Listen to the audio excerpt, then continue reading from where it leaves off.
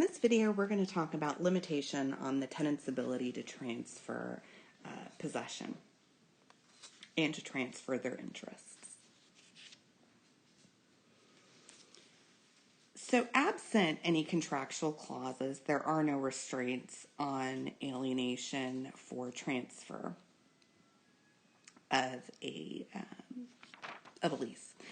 But there are contractual clauses that landlords can put into a lease that will allow them to control aspects of the transfer. So 3 common contractual clauses are used to achieve various purposes, and they are located on page 502 of your book. One is called the sole discretion clause, and this is a clause where the landlord is able to refuse consent for any reason whatsoever. At his sole discretion, he can decide to not allow the tenant to transfer their interest. The next type of clause is the reasonableness clause. Reasonableness clause. And this, let me fix this here for you. Reasonableness clause. With a reasonableness clause, the lease might provide that the landlord can refuse consent, but only for a commercially reasonable basis. A commercially reasonable basis. So, an example of a commercially reasonable basis is a bad credit score. So, if the tenant wanted to transfer the lease to or transfer their interests to someone with a bad credit score, then if there is a reasonableness clause, the landlord can refuse to transfer based on the poor credit. The third type of clause is a no standard in lease clause. And this clause requires the landlord's consent, but it doesn't give any guidance as to when the landlord's decision is appropriate, right? So no standard to guide when it's appropriate to withhold consent or to give consent. So it's also called a silent consent clause because although it requires the landlord consent, it doesn't say what needs to be met in order to get the landlord's consent. All right, so we're going to take a look at a case next, Kendall v. Ernest Pastana, Inc., and this case is about a silent consent clause. And the question the court addresses is on page 503, and that is whether, in the absence of any other clause, the lessor may unreasonably and arbitrarily withhold his or consent to an assignment. So the question is, when there is a silent clause, should it be interpreted by the court as giving the landlord sole discretion, an absolute discretion to withhold consent to transfer? The facts of the case are as follows. The city of San Jose leased hangar space at the municipal airport to Perlichis pursuant to a long-term lease. In 1970, Perlichis subleased their interests to Bixler for a 5-year term, plus 4 5-year options to renew. Now, this sublease right here, this contract over here, required consent. Required that Perlichis give consent to Bixler if Bixler wanted to assign or sublease his interest. Later, Perlichis transferred or assigned the reversion to Ernest Pestana, Inc. Then Bixler decided that he wanted to sell his business to Kendall, and the business included the lease, but Pestana over here refused to consent to Bixler's assignment of the lease. Pestana's reason for refusing the assignment was because they wanted increased rent in more onerous terms. So the Kendall group over here sued for declaratory judgment against Pestana, saying that Pestana was obligated to consent. The trial court sustained Pestana's demur, but the California Supreme Court ruled for Kendall.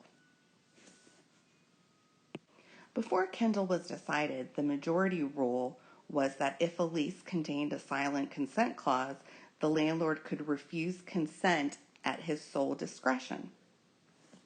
This kind of parallels the traditional right to refuse to rent to a new tenant. The minority rule, which was also the modern trend, was that a landlord could refuse consent only for a commercially reasonable objection. Now, most California courts of appeals had adopted the majority view, but the California Supreme Court hadn't addressed the question yet. So this was a case of first impression for the California Supreme Court. This case is useful in its explanation of the pros and the cons for both the majority and the minority views. And it also offers insight into how courts consider how to restrain alienation. Your primary takeaway from Kendall v. Ernest Pestana, Inc. should be what the majority and minority rules are for when landlords must give their consent, or if they can withhold their consent in all circumstances. Let's take a look at some landlord consent problems, and these are on page 510 of your textbook. So it's a little bit hard to see, I apologize, but the L&T enter into a 25-year lease for a space in L shopping mall that T will use as a furniture store. The lease contains a silent consent clause under the Kendall standard. Must L consent if T wants to transfer his interest to U, V, or X below? Okay, so we're looking here to see if L must consent if T wants to transfer his interest. So here's the first hypothetical. So U plans to open up a wine store. The store will include a wine bar where customers may sample various wines. L believes that drinking alcohol is morally wrong. He is also concerned that customers at the wine bar may become drunk, causing problems for the other businesses in the mall. Now, must L consent if T wants to transfer his interest to U? Make sure you refer back to Kendall to justify your response. The answer is that L will most likely need to consent. Why? Well, if you take a look at page 514, you will see that the court says that if a landlord bases his decision on personal taste, convenience, or sensibility, that is not considered commercially reasonable. Now, the claim that the wine bar customers might become drunk and cause problems for other businesses, that's just speculation, and there is no evidence to show that would actually happen. So most likely, the landlord would need to consent. Next problem. V will open up a greeting card store. G and another tenant in the same shopping mall already operate a greeting card store. L is convinced that V's store will adversely affect G's store. Must L consent if T wants to transfer his interest to V? No. Kendall specifically says that a commercially reasonable objection is, quote, the landlord's desire for a good tenant mix in a shopping center, and that's on page 507. So concern that a proposed new tenant might harm an existing business is a legitimate reason for denying the consent. In the third hypothetical, X wants to start a comic book store. X is 24 years old and has no business experience, but her wealthy father will co-sign the lease and ensure that all rent payments are made. L has met X and does not like her. Must L consent if T wants to transfer his interest to X? No, probably not. And here's why. L's personal dislike for X is obviously not commercially reasonable objection. But, the willingness of X's father to co-sign the lease does ensure that all rent payments will be made. So X's personal financial status is not directly relevant. But the question is whether or not X's business is viable. Is X's business going to be successful? Lack of experience, uncertainty about the extent that the father will support the business are all adequate concerns. So L can refuse to lease to a business that he or she thinks is not going to be economically a viable business. That is considered a commercially reasonable objection. How about we keep going with a few more hypotheticals?